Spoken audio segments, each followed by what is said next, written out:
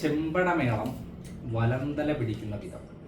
നമുക്കറിയാം ചെമ്പടമേളം എന്ന് പറഞ്ഞാൽ 16 അക്ഷരകാലമാണ് ആദ്യത്തെ കാലം.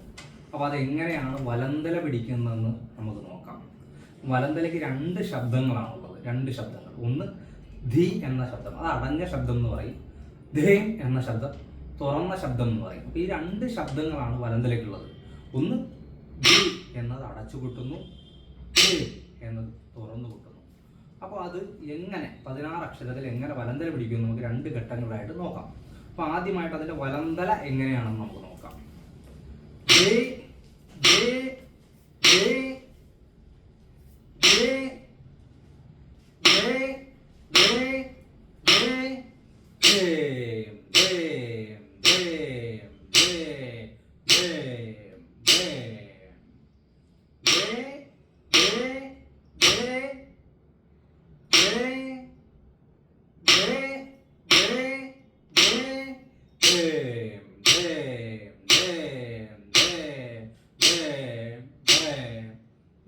ഇങ്ങനെയാണ് വലന്തല വരുന്നത്. ഇനി അത് അക്ഷരകാലം കണക്കാക്കുമ്പോൾ എങ്ങനെ വരുമെന്ന് നമുക്ക് നോക്കാം.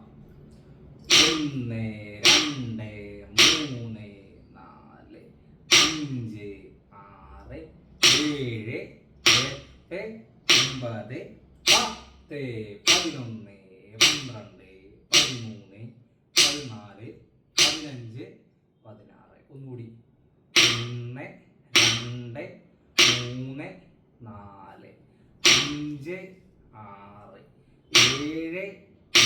8 9 10 11 12 13 14 15 16. ഇങ്ങനെയാണ് ചെമ്പടമേളത്തിന് വലന്തല പിടിക്കുന്ന വിധം.